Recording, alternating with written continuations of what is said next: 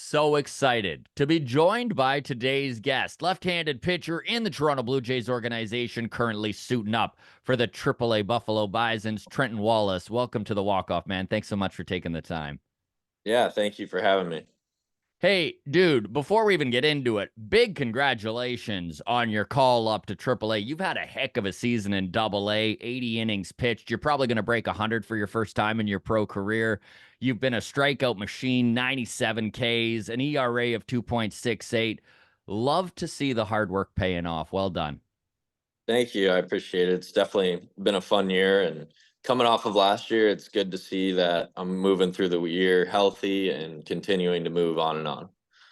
Yeah, I know we were about to have you on a few weeks ago, and then you like literally that day got called up. Did they were you aware they were going to call you up? Did it come as a surprise? I know there's a lot of working parts there. Yeah, it was kind of a surprise. I wasn't 100% sure. I mean, you always get the feeling of like, all right, around this time of the year, moves are definitely going to happen. The draft's coming. We've got guys that need to move and whatnot. So you kind of get a feeling, but you never know if it's going to be you. Let's just forget the numbers for a second. And your numbers were great this season, but developmentally, you really progressed in 2024. When you were in spring training, what were kind of some of your goals, the things you were looking to accomplish, and how do you feel about this season just in that greater picture?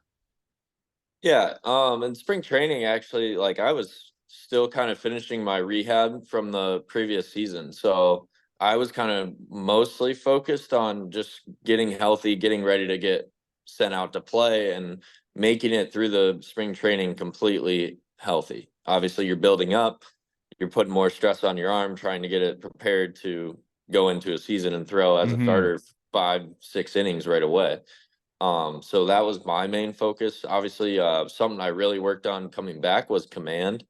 At times last year, I feel like, and it has been a kind of a trend, I guess. If I look back at my career, it's like when I get promoted, I struggle with the command right away a little bit at each level, but then I slowly start to figure it out. And having pitched in AA the previous year, knowing I was going back to AA was just, let's just rip it right away, right at hitters, go right at them, attack it, and see what happens. Trust your stuff. So I think that mentality in spring training helped me progress. And there was a couple blips in the radar early in the season with walks, but in free bases. But other than that, I think right away through spring training, it helped me get prepared for this season. What is the process like when you are going through an injury and you're rehabbing? I know that the complex in Dunedin is highly touted as just a modern gem when it comes to professional baseball. What was that complex like to rehab in, and just in general, is there I guess having other guys around there too is nice? Yeah, and I think like the way the Blue Jays set up that building is there's no excuse to not develop. And that's how I took it when I was in rehab is even though my arm is not cooperating right now, Yeah. I'm going to find a way to prepare myself to whenever it is ready to go, I'm going to be in the best shape possible and be ready to go right away. There's going to be no buildup. I want to be like lights out, game ready as soon as I step on the field. So I think being at the complex and seeing other guys working out around me, I challenged myself to I'm a competitive kid, very competitive. That's just who I am. And I challenged myself to outwork everyone at the group every day. So, like, if it's means doing something extra in the weight room, doing something extra outside on the hill or in the training room, making sure that I'm fully recovered and ready to go at it again the next day, that was kind of what I took to heart in the rehab process. That is such a great mindset. I can imagine that not every day it's the easiest thing to have that mindset as you're going through the rehab of an injury. Yeah, it's sometimes you're gonna run into those darker days where it's like, why is my arm not cooperating? Like, what's going on? Why is this the only part of my body that isn't functioning right? But you get you have some buddies down there, obviously.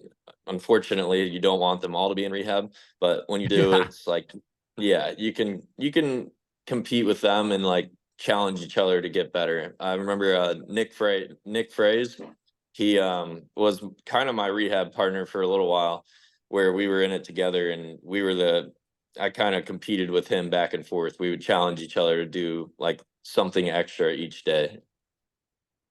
The mental side of it is so intriguing to me.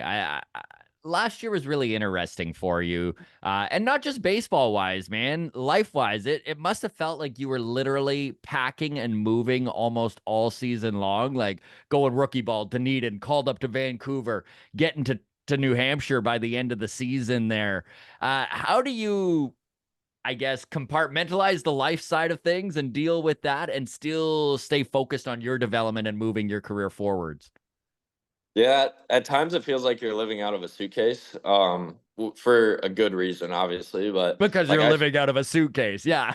yeah, last year I started in Vancouver, pitched through Vancouver, got to AA around June, beginning of June, mid June, I think. And then my arm ended up kind of giving out finally in New Hampshire. And it was just like, all right, now I'm going back down to Florida, and then rehabbing with the FCL team, and then rehabbing with Dunedin. And then it just didn't end up working out. I couldn't get it fixed before the end of the year. So, but when you're in that moving state, it's like, there's part of it that's frustrating because you're like, oh, I got to leave this here, or I got to leave my car there. And it's just a lot going on. But obviously, it's majority of the time you're moving for good reasons. So, And I guess that's a good way of looking at it is like, yeah, there's a lot of shit going on, but I mean, you are getting called up, which is big. And I did want to talk development with you because obviously the organization thought that you had progressed well when it comes to your development. Looking back last year, what were some of the things that you took from all of your different stints in all these different affiliates? uh, the the game doesn't change. I mean, the ball is still the same. It's 90 feet to first base, 60 feet, 6 inches. So it's like at each level, I think that's what I'm trying to remind myself. And there's still going to be a level of adjustability when you get there. I mean, I'm still figuring, I've only pitched twice in AAA so far, and Hmm. I'm already starting to pick up on some things and learn, and hopefully I can take those pieces and move them into the next outing and keep piling it up. But being able to go from New Hampshire down to FCL rehabbing it, you understand that like there's talent all the way up and down every org, and that the game's the same. It doesn't matter who you're playing. So Well, I know that you mentioned that one of the things that you struggled with when you first started getting called up to different affiliates was your command. Being aware of that going into Buffalo, are you feeling better about that? Are you feeling like you're hitting your spots this time around? it's been not as good as I wanted it to be. Also, I'm very competitive with myself. So obviously I know I can be better, but I've taken those bits and pieces from the first two outings, and I think I've learned some things. And working with Drew Hayes, our pitching coach, in my past bullpen, I've started to figure some things back out again, and I think I'll be ready. When you're moving around so much, what is like, can you kind of take us behind the scenes when you do head into a new clubhouse? What are those meetings like? And you just talked about your pitching coach. What are the meetings like with your pitching coach, with your new battery mates? Like when you're being introduced to a new catcher, and I'm sure the thing with the organization is you do kind of know everybody if you've been there for a year or two, right? But I can imagine that there's still like relationships to be developed when it comes to stuff like that. How important is your relationship with your catcher? And if you can kind of give us the lowdown on what those meetings look like when you're coming into a new clubhouse and the pitching coach is taking you aside and the catcher's taking you aside. Yeah, I've worked with Drew in the past. In 2021 and 2022, I was with Drew in Dunedin, and then 2023, very short stint in AA before I got injured. And so I have a good relationship with him. He understands what type of player I am, and I understand what type of coach he is. So I think that was very easy to mesh. I've thrown to Phil Clark as a catcher, so we kind of know each other. But learning how the other catchers, Nick Raposo and Max McDowell, have been very helpful because they're both kind of veteran guys. They know they've been around the game, and Max is the one that's been kind of telling me like just trust your stuff in the zone. Like you just have to be on the attack. I'm not a guy that's going to blow you away with 95, 96. I'm a crafty lefty, funky, throw a little bit weird. And he's like, just be on the attack. Your stuff is different. It's got to be in the zone and it's going to be fine. So like learning from those guys and hearing that from a veteran guy that's been around the game is just building more confidence in me as I go. Yeah, that's kind of cool and interesting to hear that, like, when a veteran guy's like, I have confidence in your stuff, just hit the Yeah. spot. It must be nice to be like, okay, like, especially once you get those Ks or get those strikeout or you succeed at that new level, just kind of Hmm. reaffirms that you should be where you're at. Exactly. And I think that's what I'm trying to tell myself moving forward is like as I adjust to this level, um, not trying to do too much, just being what I was in double A and trusting my stuff in the zone. Now let's talk adjusting to this new level because obviously speaking of call ups, all sorts, and you touched on it, all sorts of stuff happened around the deadline. And it does every year, but this year was a little different with the Jays as they were kind of sellers instead of buyers this time, which did open up some opportunities for some of those guys that were already at AAA. And of course, when that happens, it opens up opportunities for guys at AA. So when you're looking ahead, I know that it's a dangerous game to play to start doing the math as to when you get that next call because you're there, man. You're on the verge, right? Like the next call up is the one. It's what you've been working for your whole career. How do you stay focused on attacking the Buffalo level and getting comfortable there, but also, like do you just ignore the fact you're on the verge? Or is there like a way to I guess I'm asking you, how mentally do you just like continue to advance without sinking yourself and overthinking shit? Yeah, I mean it goes through everyone's mind. I think for me, like getting the call to AAA for a little bit that day and the couple days after, like getting moved over to AAA and like finally getting to the locker room, like you start to get the feeling of like, all right, I'm one step away from my dream right now. And but as like I started to work out again and like be with the team and understand like this is still what I was doing before in double A. All it Yeah. is a different level. And the way my brain works when like I'm working out is like I can't move to the next level unless I dominate this level. So I'm going to give 100% of my effort into this level in order to be ready to help at the next level. So if I'm focused in the future right now, then stuff in the present might mess up what's supposed to happen or what I want to happen in the future. So you've always been a high K guy, and this year really kind of cemented you in that. Are you thinking strikeouts when you're on the mound? Like, is that like you're obviously you're trying to hit your spots and um execute your pitches. Is that the goal? And then if the result is K's good, or are there moments where you're like, a strikeout's all I want right now. It's what I need to get happen. And how do you approach it when you're in those scenarios?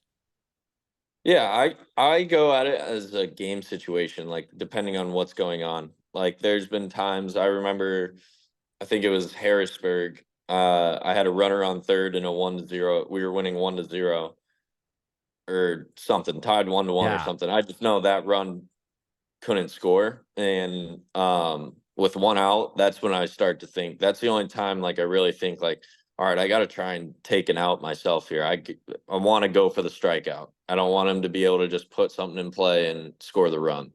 But other than that, I'm more of a contact pitch to contact guy. I think I produce a lot of weak contact. What I've noticed here is that's what's been happening is like a majority of the hits I've been giving up are sub 90 exit velos, so I'm okay with that. Like that's just obviously that's not what I want. I want them to be outs, but if they're getting sub 90 mile an hour base hits, that's the game's going to come back the other way. So I'm a guy that tries to get you out in 3 to 4 pitches. I really like that. If they're getting a seeing eye ground ball hits, I guess that's just the way it's going to go. But at least you're limiting the exit velo and limiting what they're doing damage wise. So for everyone listening, then fill us in. I know. Tell us about your repertoire. Tell us about what your favorite pitch is, and what is your out pitch? Do you have a pitch you go to when you're in that 1-2 count, that 2-2 count, and you need that third strike? I'm a slider guy. I Yeah, definitely go to the slider a lot, especially on lefties. It's a tough angle for them to see. But overall, I'm a fastball, changeup, slider, and I'm adding a cutter at the moment for something a little in between the slider and fastball. for So righties. yes, mostly for righties.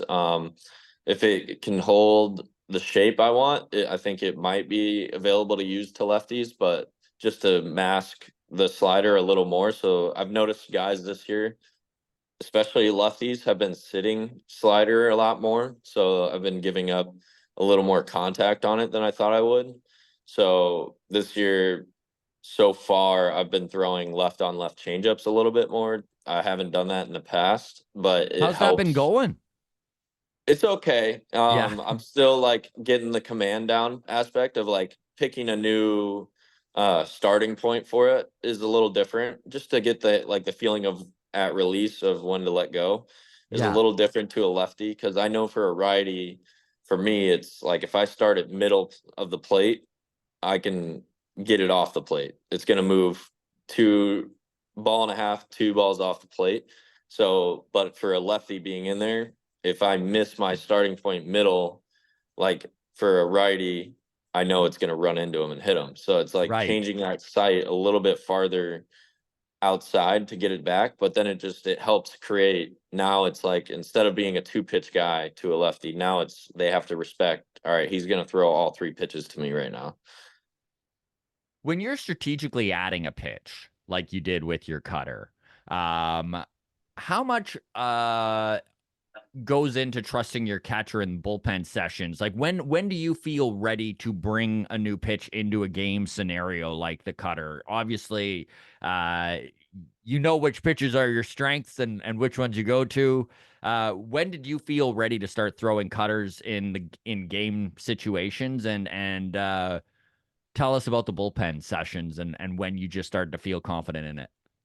Yeah, so I started throwing it in bullpens in AA, and I want to say my last 3 to 4 in AA, and then first 2 here. And I'd been ready to throw them in AA, but a situation never really came to where I was like, okay, he's maybe like a batter's. I got 1-0. I'm behind to a righty. Let's see if I can get him off the fastball, but maybe some weak contact with the cutter. But it just never really came to that situation where I was like, this is the perfect time to try it. It's more so like I had trust. I'm a big changeup slider guy. Just I like to split it and have them go different ways from the same starting point. So I never really came to it until this past start. We threw I think one, and that's the only one I've thrown in game, and it was it felt comfortable. So I think moving forward, it'll be a good pitch to sneak in there and finally get that on a hitter's report to where now it's a 4 pitch and it opens up the window. Are you a shake your catcher guy off kind of guy? Like, do you have a game plan that if you're the catcher's calling a pitch that maybe you're not 100% on, or do you just let your catcher call your game and you just throw what he's after? I usually trust the catcher for the most part. Obviously they have the reports right on their wrist, so like they Yeah, understand yeah. like they know exactly what percentages of use for certain counts and stuff. In a big situation, I'll probably shake if I don't have full confidence in that pitch. For example, like I feel like I can land my slider pretty well. So in a even a 2-0 count, I like to throw a slider. I think Right. if I just land it, it's a free pitch because the hitter's going to freeze, not thinking it's going to be a strike, and then it's all right. Now I'm back in the count. It's 2-1. So sometimes I'll shake off a fastball especially if it's like I sprayed a couple fastballs.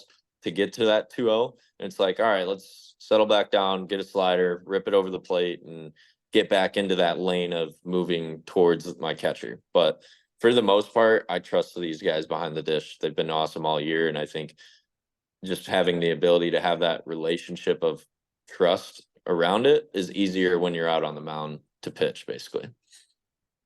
So I know that we just watched the draft happen last month. A big moment for anyone who obviously gets to go through that. You were drafted in the 11th round in 2021. What was your experience like going a little later in the draft? I know that we just finished having Jerron Watts Brown on, and he was drafted in the 3rd round, and he was talking about like just how the scouts were on him for about a year beforehand, and they were meeting with his family and all that stuff. I mean, obviously, just going at all in the 11th round is still very exciting. What was the differences, and how did your experience go down? And did you know the Blue Jays were in on you? I'd talked to the area scout of the Blue Jays quite a bit.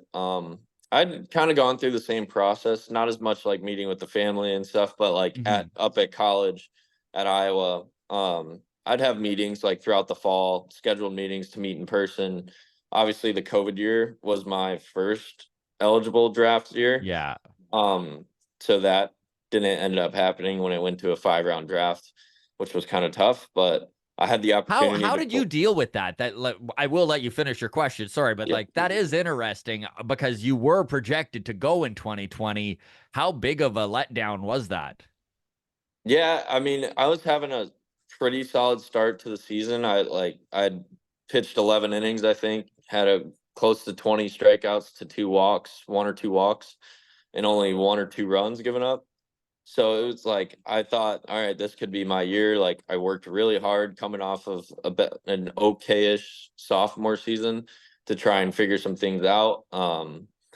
And I was hitting well actually too. I was hitting like 529 or something through 15 games. And I was like, this is the year. Like I put in the work, it's finally gonna work out. And then boom, everything shut down. Like I remember being in the weight room and seeing on the TVs like all the basketball tournaments starting to get canceled. And we're like, Yeah. what's going on? Like what is happening?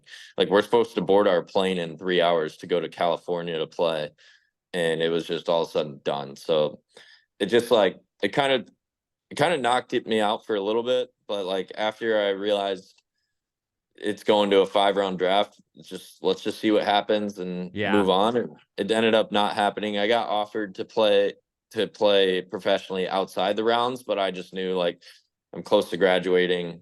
I can just go back. It's worth finishing and seeing what I can prove at the collegiate level for one more season. Yeah, I can imagine. I know. So I make my living as a professional stand-up comic, and I just remember being just what when you were talking about being in the weight room there and seeing like I had a show that night. It was like the just days before. I mean, Hmm. everything shut down, and I just remember seeing the TVs were on, and it was scrolling across, and it was like United States declares national state of emergency. And Yep. then it was like NBA calls season. And I was like, the NBA shutting down. Like that was when it was like, holy crap, this is real. That is Yeah. wild. Yeah, like everything is like it was just like a domino effect. As soon as Oh, one thing went, everything was done. Everything was shutting down. So it was kind of a weird year, I guess, but I the really fact it took was happening to everyone, I guess, made it a yeah. little bit more easier to swallow. I mean, I guess a little. Yeah. A little bit. So then I went into like that COVID summer where you were kind of just like can't really leave the house, but I can leave the house.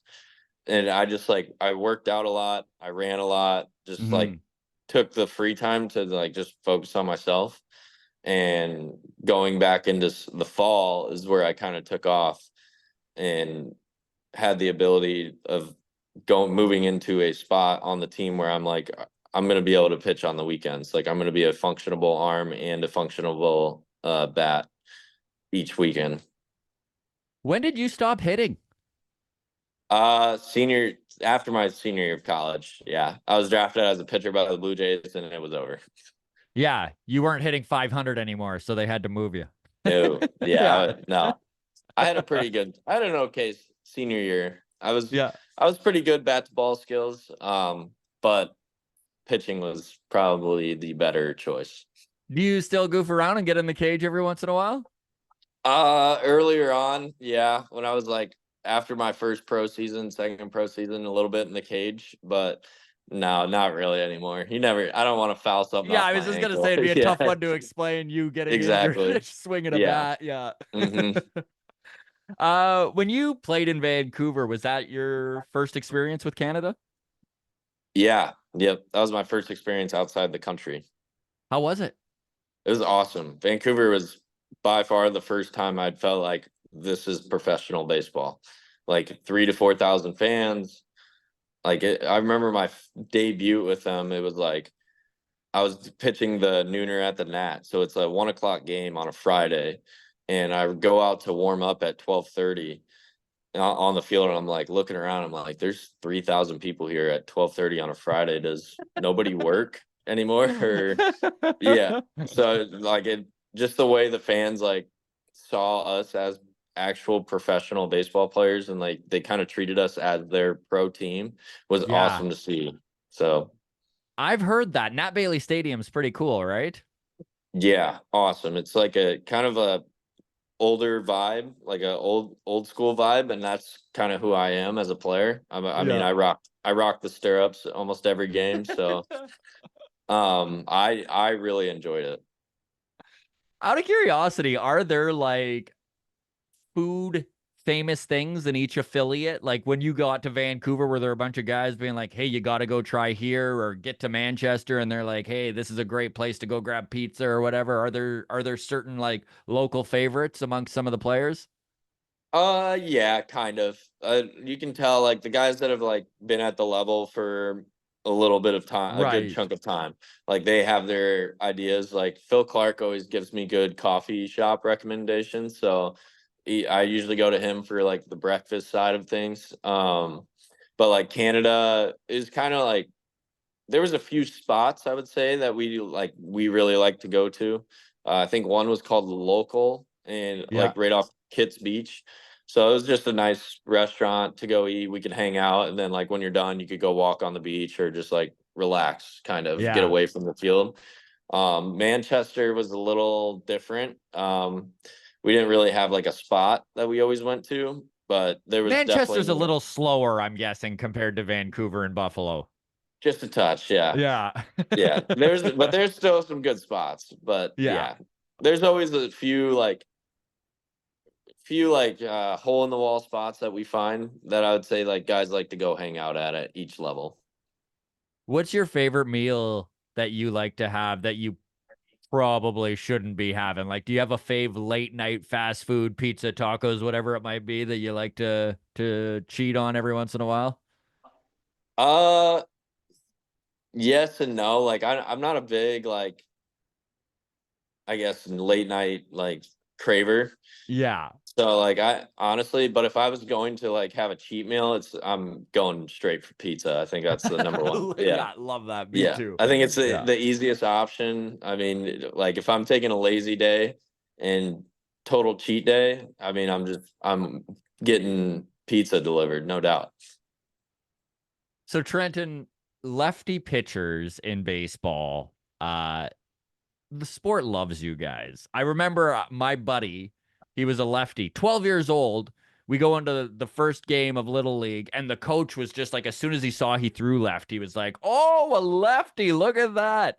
Do you remember like the first time where forget about your baseball skills, just the fact you threw left was like people were like, "Oh, Um, yeah, I would say yeah, high school. yeah, So in Iowa high school baseball, you can play as an eighth grader on the freshman, sophomore, or right, varsity team. But I would say eighth grade year is where I started to notice like this can take me.